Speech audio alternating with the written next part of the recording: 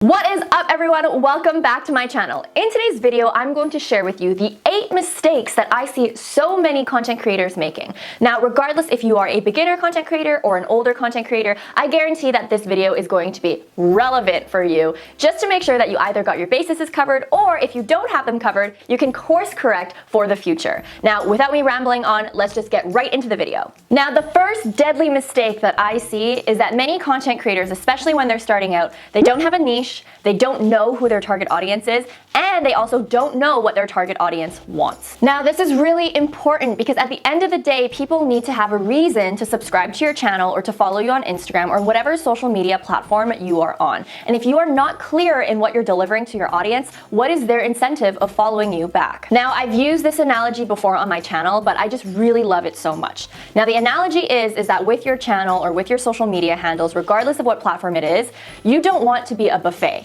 You want to be a specialized restaurant. And the reason why you want to be a specialized restaurant is because imagine if you were taking your boyfriend or your girlfriend on a nice seafood dinner. Are you going to go to a buffet that serves everything?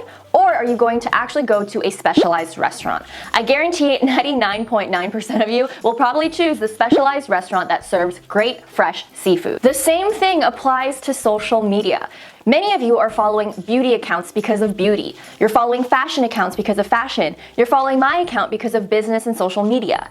If you actually stretch yourself way too thin in your content creation, your audience will not know whether or not they should actually subscribe or follow you. Because imagine if one day you're posting fashion videos and then all of a sudden you're posting cooking videos and then all of a sudden you're posting videos about business and finance.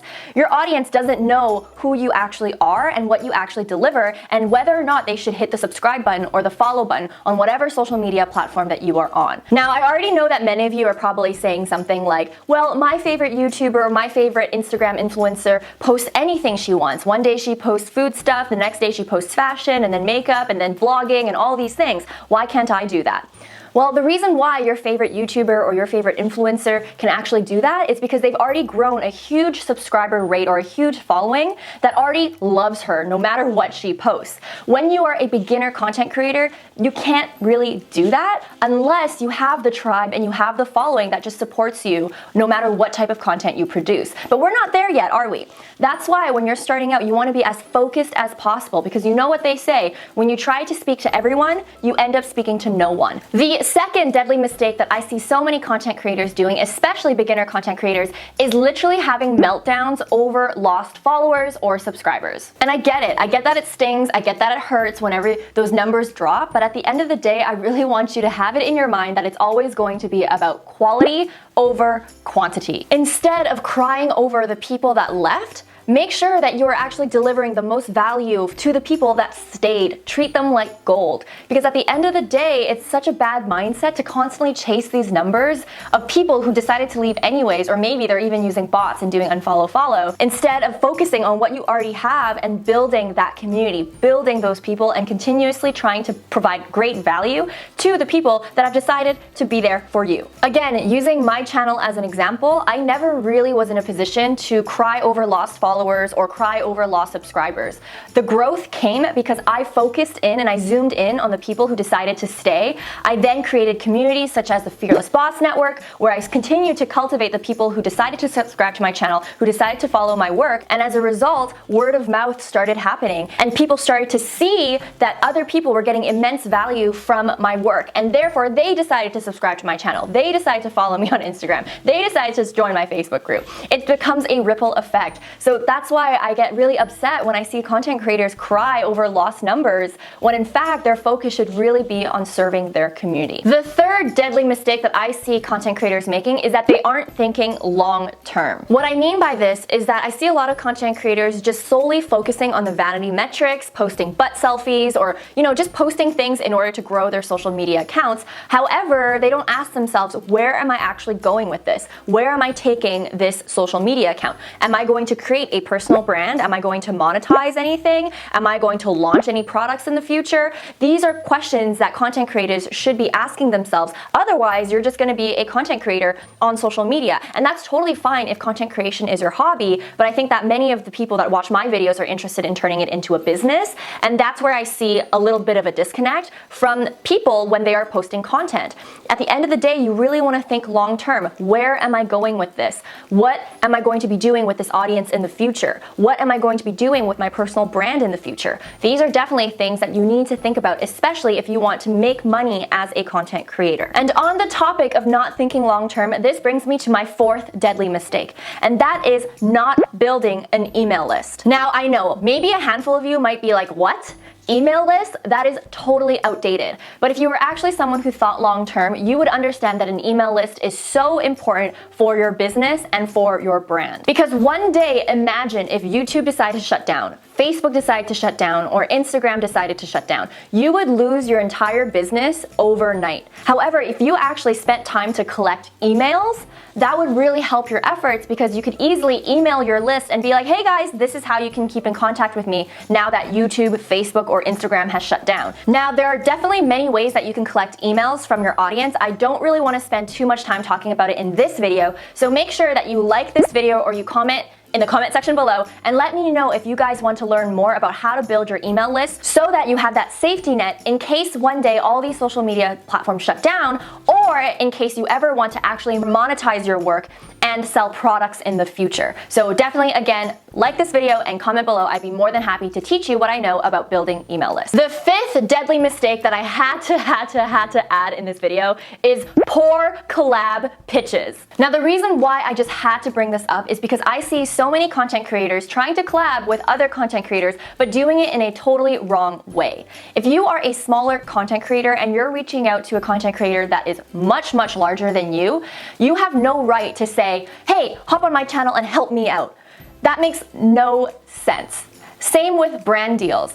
You cannot go to a brand and say, help me out, I'm a struggling content creator and I want to grow my brand, so I need your product to do that. I see that a lot of content creators, they approach people and brands in a very inauthentic way and also in a very selfish way, saying things like, how can you help me?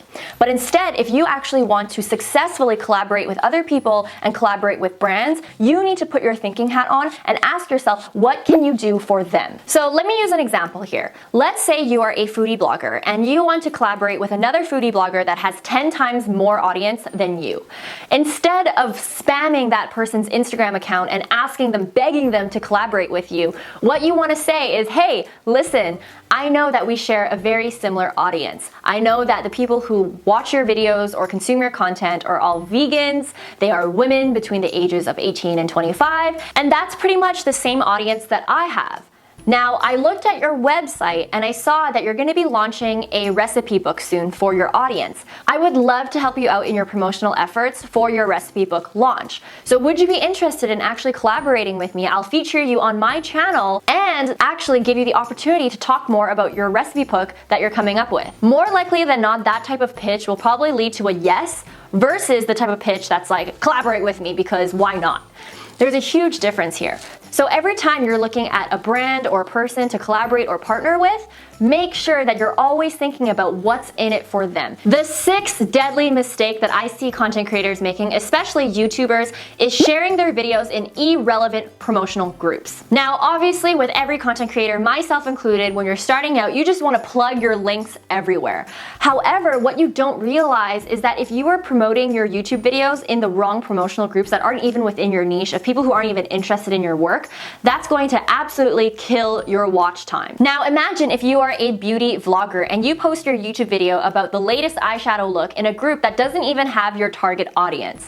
What's gonna happen is you're gonna drive a lot of traffic to your YouTube video, obviously, but your retention rate and your watch time is going to be absolutely murdered because you're not attracting the right target audience. The moment that they actually click your video, they're just gonna click click out because they realize it's not for them. So I think that this is a huge mistake that I see a lot of new content creators making, is constantly spamming their links in different promotional groups without realizing the impact that it has on their watch time. Because at the end of the day with YouTube, the key metric here is watch time. And the longer watch time that you have, the better. It's not about views, it's not about subscribers, it's all about watch time. So if you are constantly doing paid ads or promoting your work on different random groups that aren't within your niche, you're going to experience a problem within your watch time, and therefore YouTube will not recommend your videos because it's flagging to them that your video is not engaging. So this is a huge mistake that I see a lot of beginner content creators make, and trust me, it's also the same mistake that I made. So I definitely want to share that advice with you in case you are doing it yourself. Now, the sixth deadly mistake that I see a lot of content creators making, and I kind of mentioned this earlier, is that they aren't engaging with their audience. The silliest thing that I ever see is content creators who post on Instagram,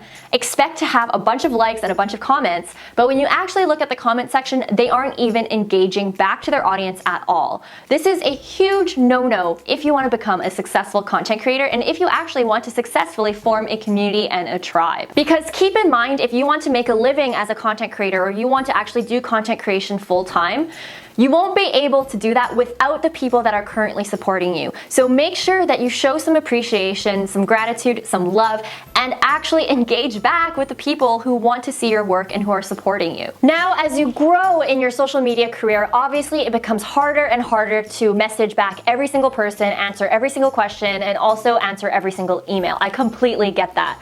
However, especially when you're first starting out, really make a conscious effort and figure out how you can make each subscriber, each follower, each viewer, each listener, each whatever, to feel as important as possible. And this kind of leads me to a really crucial tip that I have for you. Try to actually house a community online so that you can keep track of all the people that truly enjoy your work. In my case, I created a Facebook group called the Fearless Boss Network where any of my viewers, any of my followers can join so that they can be more connected with me and for me to actually have really close one-on-one conversations with them. So even for you, if you're watching this video, if you want to get to know me better and if you want my help, definitely join the Fearless Boss Network. That's kind of where I hang out and that's where I really serve my community. Last but not least, guys, here is my 8th deadly mistake, and that is when content creators give up too early. Now, even in my content creating career, I've wanted to give up so many times, but I'm actually going to show you a chart right here that explains my growth. Now, imagine if I had given up at this point in time, before my YouTube channel experienced a huge snowball effect. I think the problem is that a lot of content creators, the moment that they don't see the results or they don't get the follows or they don't get the views,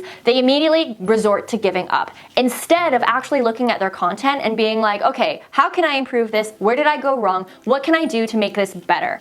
I want you guys to actually have a solution-oriented approach to content creation instead of literally crying in bed when you don't perform and suddenly feeling like all of it was a waste of time and that you want to give up. If you actually look at any YouTuber, Instagrammer, or whoever you admire, look back at their first few videos, actually scroll all the way down. You'll see that number one, they've either been at it for a very long time and they just didn't give up, or number two, they were constantly innovating and actually making their videos better over time in order to get the traction that they needed. On top of this, what makes me feel better sometimes is looking at people's very first videos. When you actually look at huge content creators' first videos, you'll see that their first videos weren't that good either. So I really hope that that makes you feel a bit better, and I really want to assure you that it's all about having patience and being consistent. If you actually devote your full year's attention or 2 years' attention or 3 years' attention building your channel or building your social media, creating content, listening to your audience in terms of what they want, developing that community, I assure you it's only a matter of time until you actually succeed and can make a living as a content creator. Especially if you are using content creation as a way to start a business, I promise you that during the time that you're actually working on your business and developing the business, you're going to be able to have highly monetizable skills that you can sell back if you ever want to go back to corporate or if you ever want to be a freelancer, so on and so forth. For instance, video editing, video creation, content planning, social media management, creating sales funnels, email lists, all of these things. If you ever wanted to not be a content creator anymore and go back to a 9-to-5, you could easily say, hey, listen, I have all these amazing skills. Or if you ever wanted to be a freelancer and help other people, these are also skills that are highly, highly valued and can be monetized. Now, with that being said, if you are actually interested in learning how you can make money on social media, definitely watch this video right here. And after you finish watching that video and you want to continue binging on the videos that's going to really help you up-level your social media game, your life, and business, then you can watch this video right after. And if there was any type of topic that you want me to dive deeper on, then definitely let me know in the comment section below. I appreciate you guys, and as always, I hope you guys have a great day, a great week, and a great life, and I'll see you in the next one. Bye, guys.